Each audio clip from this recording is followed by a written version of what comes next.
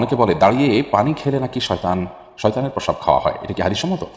না ভাই, এটা হাদিসসম্মত কোনো কথা নয়। আমরা অনেক মন গড়া কথাবার্তা বানিয়ে নিয়েছি, যেগুলো হয়তো মানুষকে সংশোধন করার উদ্দেশ্যে কেউ বানিয়েছেন। যেমন দাঁড়িয়ে পানি করলে সেটা শয়তানের পেশাব খাওয়া হয়, নাউজুবিল্লাহ। তারপরে কেউ যদি শুয়ে শুয়ে বই পড়ে তাহলে সেক্ষেত্রে ক্ষতি হয় মুখটা। তারপরে বই পড়ে দিয়ে কেউ পৃষ্ঠা খুলে রেখে যায় তাহলে শয়তান পড়ে ফেলে। এগুলো সব লোকমুখে প্রচলিত এবং বানোয়ার কথা, যেগুলোর কোনো ভিত্তিকরণ হয়েছে কোথাও নেই। এগুলো যারা বানিয়েছেন হয়তো বা তারা এই জন্য বানিয়েছেন যে ধরুন দাঁড়িয়ে পেশা পানি খাওয়া তো আসলে স্বাস্থ্যের জন্য ভালো না, গলা আটকে যেতে পারে, আসলে দৃষ্টিকোণ থেকে এটা ভালো জিনিস না। তো এই খারাপ কাজটা যাতে কেউ না করে সেজন্য একটু শক্ত করে একটা বানোয়াট কথা দিয়ে তাকে ভয় দেখাই দিলেন। তো এই ধরনের বিষয়গুলো সৎ উদ্দেশ্য করা হলেও অনুচিত এবং নাজায়েজ। কারণ মান কাযিবা আলাইয়া আমিদান ফালিয়াতাবাওয়া মাকআদাহু মিনান নার। নবী সাল্লাল্লাহু আলাইহি ওয়াসাল্লাম বলেছেন, আমার নামে যে মিথ্যা কথা বলবে, মিথ্যা কথা রটাবে, সেজন্য তার ঠিকানাকে জাহান্নামে জেনে রাখে। বিধায় এই ধরনের আপনার পানি পান এই ধরনের কথা বলা এটা জায়েজ এবং গুনাহের কথা। আবু সাদাত ইবনে সাইম আপনি লিখেছেন, আমি শুনেছি গোসল করার পর কলা ফল খাওয়া নিষেধ বলে হাদিসে উল্লেখ আছে, এটা কি সত্য? গোসল করার পর কলা বা ফল খাওয়া যাবে না এমন কোনো কথা কোরআনে কোথাও আছে বলে আমার জানা নেই।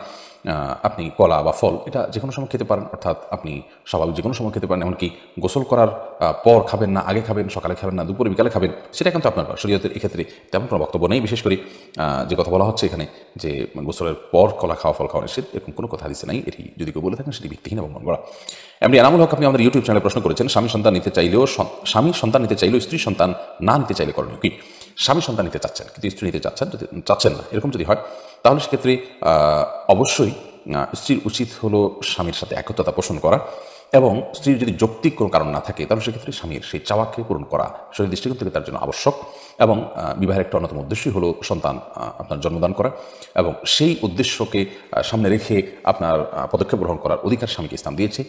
এই অধিকার প্রতিষ্ঠা করার ক্ষেত্রে স্ত্রীর সহযোগিতাপূর্ণ মানুষের থাকতে হবে। তো হ্যাঁ, যেটি বলছিলাম যে যদি এমন হয় যে এটি হলে বড় ধরনের ক্ষতি হবে, ধরুন মায়ের জীবন হুমকির মধ্যে পড়তে পারে বা এরকম কোনো বড় রিস্ক আছে, তাহলে সেক্ষেত্রে অবশ্যই মা সেখানে আপত্তি করার সুযোগ আছে। এরপরে ইবিত লেও এআইডি থেকে আপনি লিখেছেন, সরকারি ইঞ্জিনিয়াররা যখন প্রজেক্ট সাইটে যায় তখন সাইট কন্ট্রাক্টর কিছু টাকা দেয় গাড়ি ভাড়া, নাস্তা ইত্যাদি বাবদ, এটাকে কি হালাল? না, এটা কেন হালাল হবে না?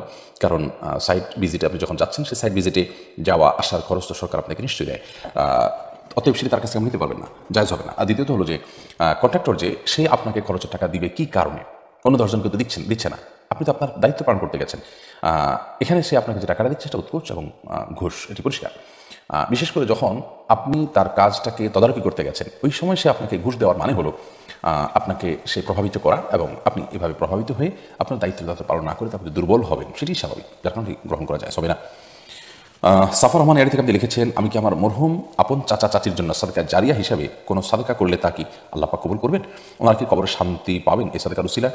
আপনি আপনার মৃত চাচা চাচি অথবা অন্য কোনো আত্মীয় স্বজন কিংবা অপরিচিত কোনো মুসলমান, অর্থাৎ অপরিচিত বলতে যাকে আপনি খুব ভালো ছিলেন না কিংবা দূর থেকে জানেন, অথবা আপনার কোনো এমন মুসলমান যার সাথে আপনার কোনো বিশেষ কোনো রিলেশন নেই, তাদের পক্ষ থেকেও যদি আপনি সাদকা জারিয়া কিছু করেন, একটা সেলাই মেশিন কিনে দিলেন একজন গরিবকে, একটা রিক্সা কিনে দিলেন বা একটা অন্য কোনো কাজ করলেন, তো সেটা জায়েজ আছে। এটা করলে কোনো গুনাহ হবে, হারাম হবে বা হবে না, এটা ব্যাপারটা সেরকম না, অর্থাৎ সব তারা পাবেন না, ব্যাপারটা সেরকম না, সব পাবেন। অতএব চাচা কেন অন্য যে কোনো মুসলমানের তরফ থেকে আপনি দান করতে পারেন তার মৃত্যুর পর তার রুহের মাগফিরাতের জন্য এবং তার সওয়াব তাকে দেওয়ার জন্য, সেটা সাদকা জারিয়া হতে পারে।